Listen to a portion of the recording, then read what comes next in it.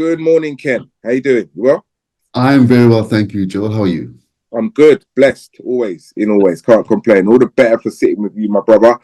Thank you. When I get emails like this, Ken, I'm not gonna lie, I'm excited. And your one that I got specifically said HarperCollins launched new children's imprint, Kumusha Books to Yeah. champion representation.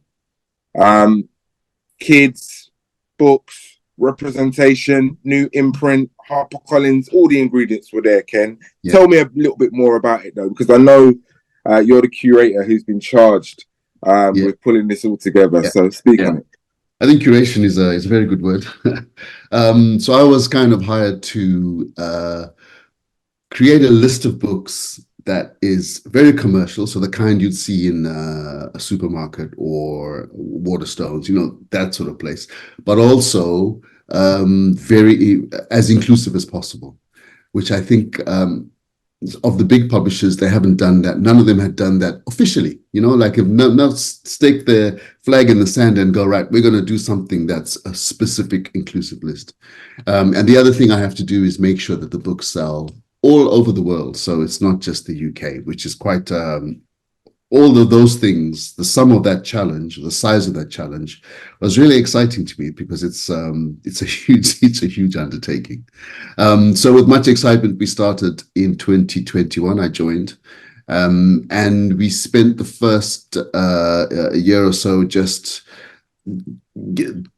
trying to scope out what success might look like, how far we could reach, what types of books. So it's a whole lot of business questions I'd have to ask because you're dealing with a company that, say, didn't necessarily need to do this, I would say, at that point, but were choosing to do it. So they're choosing to go into the unknown for them. And the commercial approach to publishing is all about profit. It's not necessarily, profit is the main thing. Independent publishers sometimes can do stuff because they love the book or they love the cause. Even though profit's part of their business plan, it's not at the front of it. It's somewhere there. But commercial publishers, all the big five, for instance, profit is first and foremost. It's the first thing you have to ensure. So that was the premise of me sort of joining and starting, and then also had to find the first books to go onto the launch list. And a launch list can be as long as or short as you want it to. I've got to produce, I've got to commission 12 books a year, let's say. Wow. And we decided that we would build up to that. So you can't just start with 12. I was going to say. I'd have more gray hairs then. So, we had to really, so I said, no, let's see how many we can do. I was thinking 4 to 6 maybe, and we ended up with 6. So we ended up with, and we chose them because they represent the inclusive side of things. Like it's a wide range of stories. It's 2 different age groups. It has something which is more, I would say, purely Kumusha Books and something which is more kind of commercial. So we're putting these things out there to see how people react to what we mean when we say inclusive or representative books. And also because we want to promote the idea that it's not just books with black and brown people in it. It's also about saying that when you think about an inclusive community, whether it's in the UK or the US, you're talking about people that live in different parts of the country moving around. That's also part of diversity and inclusion. It's not necessarily those people that come from another continent. So it's been very, very exciting to put this list together, I would say. The name Kumusha, yeah, comes from the Shona language in Zimbabwe, right? Meaning ancestral home. Was that your choice? And tell me a little bit about yourself, Ken. I should have started with that. So I've actually been writing and illustrating books since 1994. So it's my 30th year since my first books were published, and I've been in publishing for almost 40 years then. So and I was, how can I say? So I've had success. My career started in the US. But always I was thinking, actually, I'm a citizen of the world. I'm not really, from the time I was a child, I was like, no, but I'm mixed, but I'm not mixed in the sense that one parent is black and one parent is white. My parents are mixed. So, what am I? And I think in South Africa and Zimbabwe, you have this thing where there's a whole new race of people who are classified as mixed. It's a race. But the one common thing about it is that if you say to any Zimbabwean, are you going Kumusha? They will smile because every white, black, it doesn't matter. You mention the word Kumusha, they know it touches them because it means going back home, going to the place that refills you, recharges you. And I think it's a beautiful concept of an ancestral or spiritual home. And we wanted the books to feel, for most of the children that will read them, that it reminds them of who they are and where they are, So the sentiment is all there, and it's a beautiful thing. But we went through several names, when you're looking for names, because they have to be trademarked and everything, and we couldn't find the trademark. And I had these words in the back of the list, and I kept thinking, I won't show it. And then in the end, I said, well, what about these words? There were a few Shona words, and it was really great that the response was like, no, this word Kumusha seems to be exactly who you are and what this list is all about. So it was a really nice thing. Of course, now we have to make that come to life, so there's another challenge there. But yeah, it was a very nice word. So it's probably the first imprint from the big five with an African name. You know what I'm saying? It's like it is quite big. It's HarperCollins' first imprint outside. It's HarperCollins Children's first imprint for picture books ever. They've not done it before. So there's a lot of firsts going on there. Congrats for bringing all of that to market. So I know that it's a long road and still a long road ahead of you. Yeah. I know there's going to be fiction, non-fiction, ranging from baby to chapter books, covering a wide base. You kind of explained why that is in terms of the global appeal, and just, I guess, next month, or you're going to be at the Bologna Book Fair soon, so you're going to need to appeal to as many high-ranking publishers as possible. Bearing in mind what you said at the top of this interview about the bottom line, profits, all of that, we get it. With your experience, I guess pulling together that infrastructure is what HarperCollins are investing in, right? Yes. So speak on the strategy in terms of building it from your base up. I think there's like 6 books, you're going to be running with. So touch on, I've got the titles in front of me, but if you want to run through some of those, then you can. Okay. So we have, so as I said, we have the remit is to produce a dozen books a year that sell globally, which means we're focused on co-publishing, and co-publishing really means from the print run, sharing it with another company. We all share the costs and we go that way. And obviously with the first list, we decided to put these out there, and then the co-edition partners will come on board at some point, I would say. There's a big difference between even though the business is the same, the needs, say, in the US, which is the biggest English language sort of publishing market, and the UK, which is not as big, is that the US is very particular about how and when they want material. So they need material way ahead, almost 2 years in advance, which means you really got to think about it and be quite strategic there. We also have a lot of other things to push through in terms of the HarperCollins process, which is a tried and tested, very successful thing, and we don't want to disturb its success and its power too much. Although at some point you have to ask questions about, well, why do we do it this way? Why don't we do it that way? In order to accommodate the different thinking that's needed to sell books to everybody. So my big problem was that all through the years as I've been working, I started off, diversity in publishing. There was that network, Diversity in Publishing Network in the 90s, and I was involved in that. And then it went on, diversity became the kind of word for, another word for the multicultural publishing movement. And that was not a satisfactory word, or isn't a satisfactory word in my book.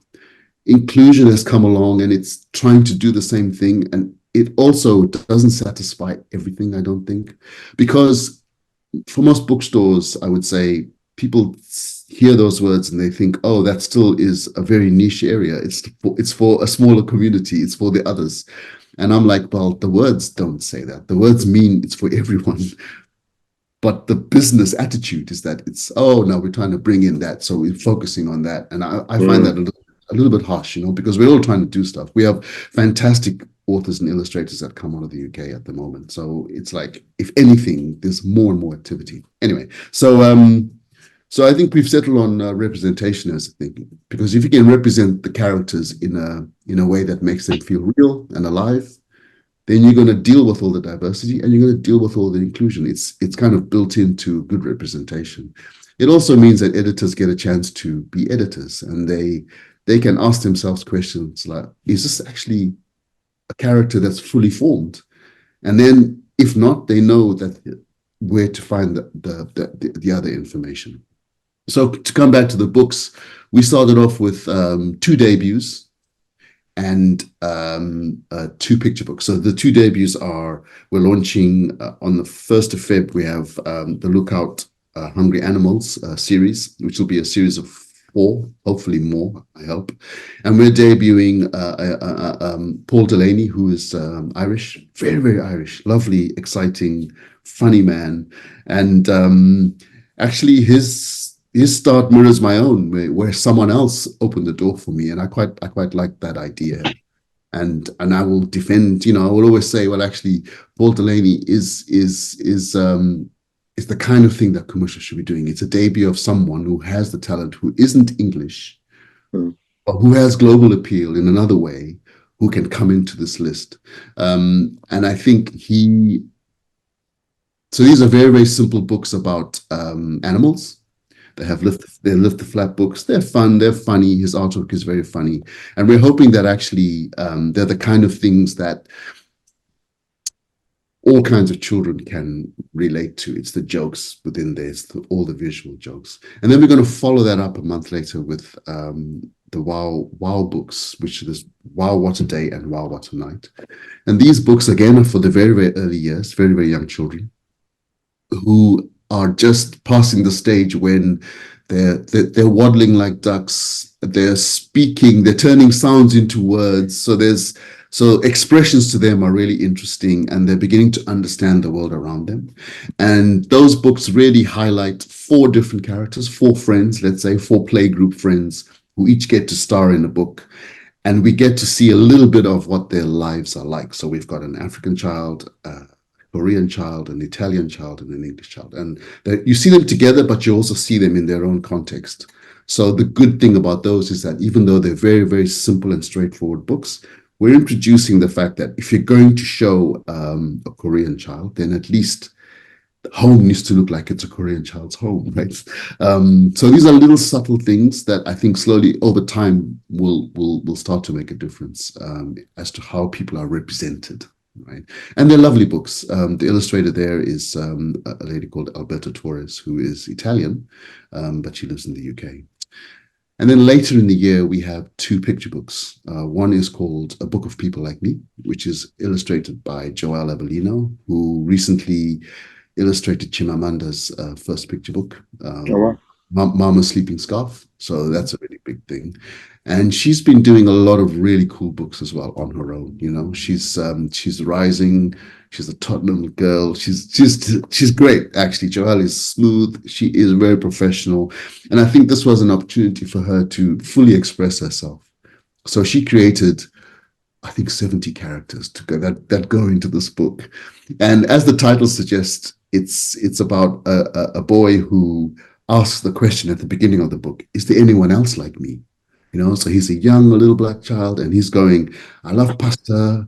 Purple's my favorite color. I have a dog. Is there anyone else like me? And then through the book, there's this conversation between him and other children who are of his age group that say what they like, what they don't like. It's like a snapshot of what's happening for that age group. It's a really, really great book. And then finally, in the summer, in I think August, I think it is, we have a book called Two People Can, which is written by a fellow Zimbabwean, Blessing Musariri. She is a poet mostly, and she's kind of a novelist as well. And she, this is her first picture book, so it's kind of like, it's a debut of sorts. And we've paired her with an illustrator from Hull called Macy Paradise Shearing to produce the prettiest book, the kind of really lovely, powerful illustration and a powerful story. It's all about a young boy called Shingai. Shingai is another Shona word, which means bravery, I think, who, and Shingai and his mum are kind of dealing with the loss of his dad. Dad is no longer there. And through the book, he starts off being really kind of really angry in the beginning, and they have to deal with that.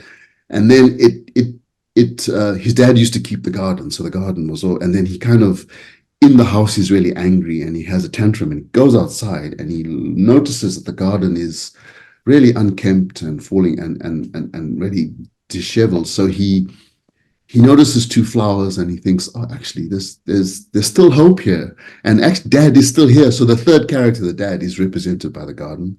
And then the story changes into something a lot more hopeful, where him and mum decide that actually two people can still carry on something. They can still keep things going. It's just a lovely love story. It's more hope than sadness. And I think those 6 books represent, say, the polar ends of where the Kumusha list could go. And then, of course, what will follow after then will be another 8 or so books that take things even further. I've been working a lot with trying to bring more voices from different communities into story. I've noticed that there's lots of great stories, but it's very difficult to turn them into books. So the difference between a good story and a good book, there's quite a lot going in there, because essentially you're telling a story which is coming from the heart and the emotion and someone's being, and you're turning it into a product, and a product has a different set of vibes to communicate. And I think that, as I say, it's always been a really, really exciting prospecting challenge. So that's an overview of the launch list, as it were. In the press release, you were quoted as saying the developments with this imprint project promote concepts of equality and belonging, the key components of an inclusive society. You touched on that and how that's all wrapped up for you in bringing about greater representation, right? Even in 2024, do you feel that as a nation, that's a notion that still needs to be pushed? Yes. You touched on the bravery, I guess, of HarperCollins and the fact that they're stepping in this direction as one of the big 5, and I'm sure the other 4 would have a view on what they're doing. Yes. You know, in a similar ilk. But are you finding people are more receptive to the things you speak of in this time? I think people are more willing to hear the words and the argument, I would say. I don't know how receptive people are still. I think outside of business, maybe people are more, because I would say, especially in the UK, you know, our population is mixing and it's changing all the time. So we've got something happening there. But in business terms, when it's all about maintaining a profit level and a success level, you have to deliver those ideas in a way that doesn't affect that. You have to think about how you communicate this change. Ultimately, it's going to be a good one. Ultimately, it's necessary, because the business case for not diversifying or not being more inclusive means that companies will lose an audience. Yeah, I mean, they just will. But the way it affects profits is still where we need to do a lot more work. And as to how the big 5 publishers are dealing with diversity, they're all doing something. They're all moving that way, because the business case is the same for them. It's how they've decided to do it. And I think most of them have gone with an incremental change, because that's the way to gauge. You're trying. But it's safer, isn't it? Than all it's a bit safer, yeah. And I think, we've always heard that the big five publishers are risk averse. And I think they have every right to be. When they're very, very successful and they've got a huge machine running, they've got every right to make sure that they don't bring it all crashing down by one rash decision, if you know what I mean. So there's that. We can understand that. But they also need to, as we've been advocating for more inclusive publishing or more inclusive media in general, I think, they are all aware that they have to do more and they have to move quicker, But how and when is always going to be the question, because there aren't enough people who are like me, who are in this position. We need more. We need more people like that. It can't just be, because I don't represent the whole of the Black sort of population of the UK. So we need to have more people in there, kind of putting a different way of getting the same general movement, giving it momentum. Yeah, I was going to ask you what excites you most about the next, the prospects or possibilities over the next couple of years. I'm very excited by the idea that we will at some point find a way to make this community approach, this inclusive approach, saleable to everybody, right? I think that's the most exciting thing. It's also the most difficult thing, because it wouldn't be how you might imagine it happening. It'll be something that we stumble upon. And we just have to create the situation where we can stumble upon these things more often. So I think that's what excites me the most. I think also seeing how, say, a company culture or an industry culture can change because they notice that profits are being maintained with this approach is going to be quite interesting. And I think it will be quite testing as well. I mean, I'm under no illusion that it's not an easy job. But whereas some people might think this is about turning a big ship round, to a new direction, I think it's not. I think the ship is going in the right direction. We're just opening the horizon a lot more and saying you can actually get sunlight from all these places. It's not only from one place. So there is that.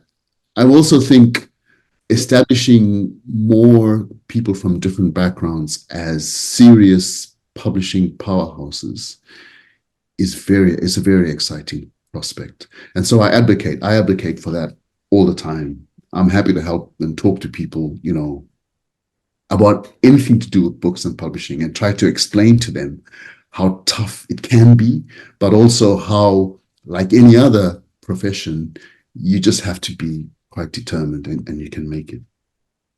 Ken, I love that ending, and I appreciate your time, because I know we could go on for another half an hour and take it in so many different directions, but we're going to do that for readers or viewers, listeners. Ken's not going anywhere. He's going to be about 2024 to break down what Kumusha Books is bringing to the market and some of the challenges they're facing and some of the visions that are in their mind, in his mind's eye. Is there anything else you want to share with us before we part ways, Ken? Well, I want to say thank you for giving me this opportunity to talk to The Voice and all your audience. I think it's a really big opportunity for me. I also think I would like to say that Kumusha Books is really there to give people the flavor of what it's like to be as a British person that doesn't come from Britain, or an American person that doesn't come from there.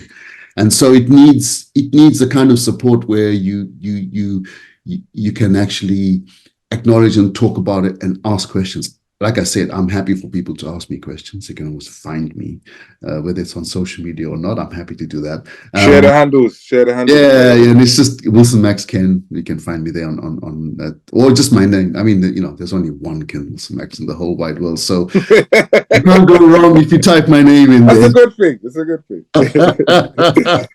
So yeah, I just wanted to say thanks, and I'm just looking forward to it. Very, very excited. We'll be at the London Book Fair. We'll be at the Bologna Book Fair. And then I'll be doing a whole lot of events throughout the year. So you might see me. If you see me on the street, stop me. Say hey.